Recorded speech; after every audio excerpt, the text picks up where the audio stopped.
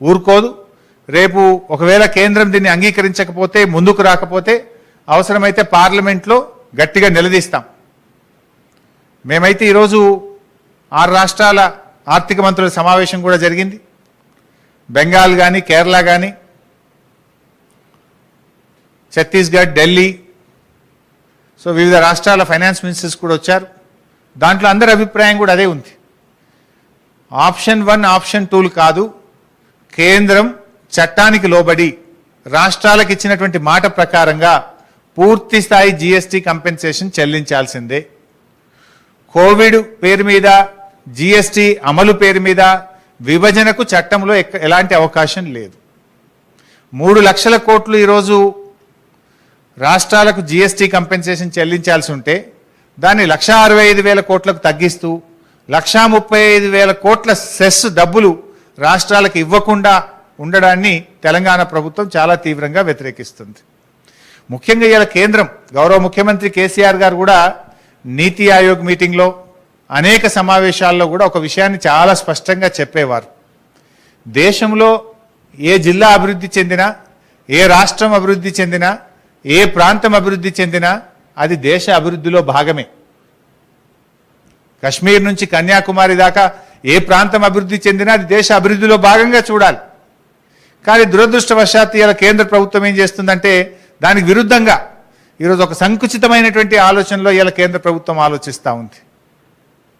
ఇది సరి అయినటువంటి విధానం కాదు. అందువల్ల తెలంగాణ ప్రభుత్వం ఇలా గట్టిగా డిమాండ్ చేస్తుంది, 100% జీఎస్టీ కంపెన్సేషన్ చెల్లించాల్సిందే. ఈ బాధ్యత కేంద్ర ప్రభుత్వమే తీసుకోవాలి. ఒకవేళ కేంద్రం ముందుకు రాకపోతే పార్లమెంట్లో గట్టిగా పోరాడతాం. అవసరమైతే న్యాయస్థానాలను కూడా తెలంగాణ ప్రభుత్వం ఆశ్రయిస్తుంది, లీగల్ ఫైట్ కూడా చేస్తుంది. గౌరవ ముఖ్యమంత్రి గారు కూడా దీని విషయంలో కేంద్ర ఆర్థిక మంత్రి నిర్మలా సీతారామన్ గారికి ఈరోజు లేఖ కూడా రాయడం జరిగింది.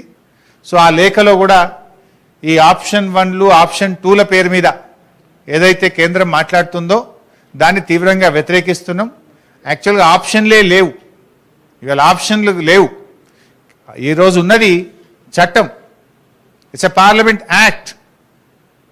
మనం ఇలా పార్లమెంట్లో 14% గ్రోత్ రేట్ మీద జిఎస్టీ సెస్ ఇస్తామనేటువంటి చట్టం పాస్ అయింది. అసలు ఏ రకంగా 10% తగ్గిస్తారు? 10% తగ్గించే అధికారం మనకు ఉందా? లేనే లేదు. అసలు అది పార్లమెంట్కి తప్ప ఇంకా దేనికి లేదు చట్టం, ఆ అధికారమే లేదు.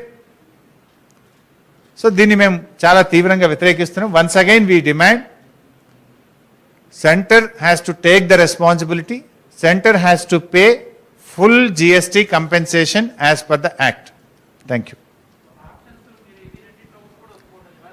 Where is the option, Bhai Sahab? In option 2, there is no option. In option 2, there is no option at all. What they said?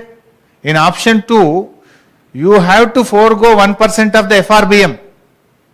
What they said in option 2, either the GST cess which is eligible to the state or 1% of FRBM, whichever is higher, that will be given.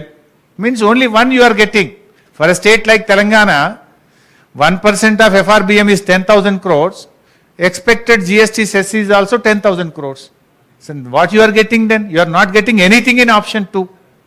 Nothing you are. In option 2, there is no option at all. Option 1, you said from 3 lakh crores to, you are reducing it to 1,65,000 crores.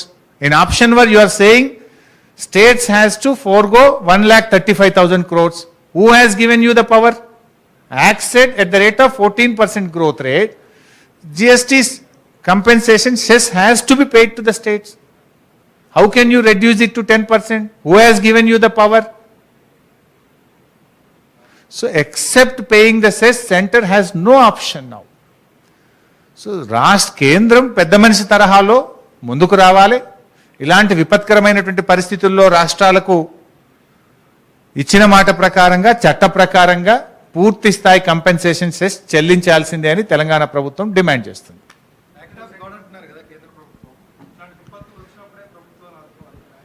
ఇప్పుడు దేవుడి మీద భారం వేసి తప్పుకుంటామంటే మరి రేపు మీరు కూడా tax కడతారు, ఇన్కమ్ ట్యాక్స్.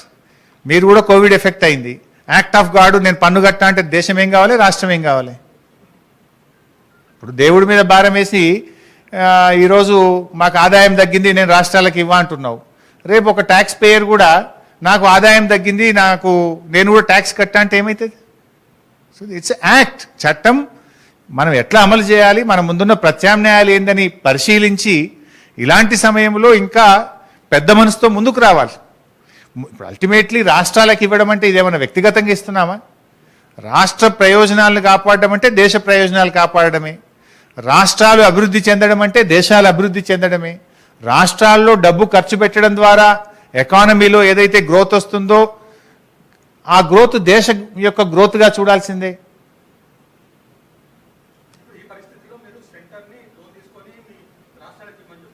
ఎస్ ఎస్ కేంద్ర ప్రభుత్వమే లోన్ తీసుకొని పూర్తి స్థాయి జిఎస్టీ కంపెన్సేషన్ చెల్లించాలి. ఎందుకంటే ఇది కేంద్రం బాధ్యత తీసుకుంది. ఆ రోజు జిఎస్టీ ఇందాక చెప్పినా కదా, జిఎస్టీ ఆ రోజు బిల్లు తెచ్చేటప్పుడు ఏమన్నాము, గతంలో కేంద్ర ప్రభుత్వం అప్పుడున్న యూపీఏ ప్రభుత్వం మాకు సిఎస్టీలో ఇవ్వాల్సిన డబ్బులు ఇవ్వకుండా ఎగ్గొట్టినారు, అప్పుడు మాట ఇచ్చి తప్పినారు, మేము ఎట్లా నమ్మాలి మిమ్మల్ని అంటే మేము చట్టంలోనే పెడుతున్నాం కదా, పార్లమెంట్లో యాక్టే తెస్తున్నాం కదా, మీరు మమ్మల్ని నమ్మండి అన్నారు. మీరు మరి ఇప్పుడు యాక్ట్లో పెట్టి ఇప్పుడు మీరు బ్యాక్అవుట్ అయితే ఇది ఎట్లా కరెక్ట్ అవుతుంది? సో దట్స్ వై మేము ఏమంటున్నామంటే, ఒకటి మొత్తం అంచనా వేసిన 3 లక్షల కోట్ల నష్టపరిహారాన్ని రాష్ట్రాలకు చెల్లించాల్సిందే. ఈ బాధ్యత కేంద్ర ప్రభుత్వమే తీసుకోవాలి. ఎందుకంటే కేంద్రం మాట ఇచ్చింది కదా, మేమేం కొత్త డిమాండ్ పెట్టట్లేదు, ఇచ్చిన మాట నిలబెట్టుకోండి. The centre has made the promise, we made an act in the parliament, you follow that.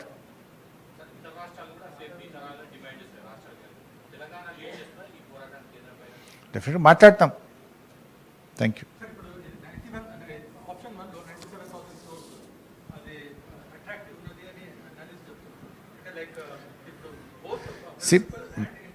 See, Bhai Sahab, it is not favoring, no. It is the right of the state. నేను ఇందాక చెప్పాను, జిఎస్టీలో తెలంగాణ చేరకుండా ఉండుంటే 25,000 కోట్ల రూపాయలు ఈ రాష్ట్రానికి లాభం వచ్చేది.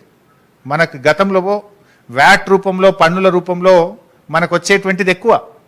We are growing at 22% growth rate. అదే గ్రోత్ రేట్లో మనం నిజంగా జిఎస్టీలో చేరి ఉండకపోతే 25,000 కోట్ల రూపాయలు ఈ రాష్ట్రం అదనంగా పొంది ఉండేది. దేశం యొక్క విస్తృత ప్రయోజనాల కోసం మనం జిఎస్టీలో చేరాం. మీరు ఇందాక ఇంకో మాట అన్నారు, ఇదేదో అట్రాక్టివ్ ఉందని. What is that attractive? In the form of cess we have paid 18,032 crores and what we got is only 3,200 crores in the last 3 years. వచ్చింది తక్కువ. ఇప్పుడు మీరు option 1 you are saying attractive, centre is paying interest and principal, but what is that you are giving? It is the right of the state, no? When you are doing the act, you clearly, categorically, you said that center shall pay the compensation cess. So అది ఇవ్వాల్సిందే తప్ప మీరు కొత్తగా ఇస్తున్నది ఏముంది? What is that you are favoring? Are you favoring? It is right. ఇప్పుడు either వే మీరు ఎట్లా చూసినా జిఎస్టీలో చేరుండకపోతే 25,000 కోట్లు ఎక్కువ వచ్చేది.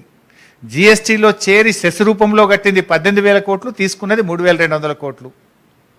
మొదటిసారి ఇవాళ కోవిడ్ వల్ల కొంత తెలంగాణ లాంటి మంచి గ్రోయింగ్ స్టేట్ కొద్దిగా ఎఫెక్ట్ అయ్యి we are expecting little bit of compensation. Now that on the name of act of God, now అది కూడా ఇవ్వను అంటే ఎట్లా? మీరు వీఆర్ లూజింగ్ కదా.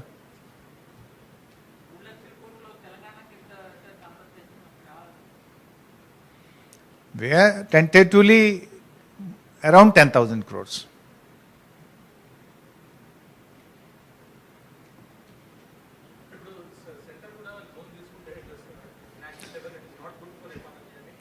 అన్న ఇప్పుడు సెంటర్ లోన్ తీసుకుంటే ఏంది, స్టేట్ లోన్ తీసుకుంటే ఏంది, బోత్ ఆర్ సేమ్.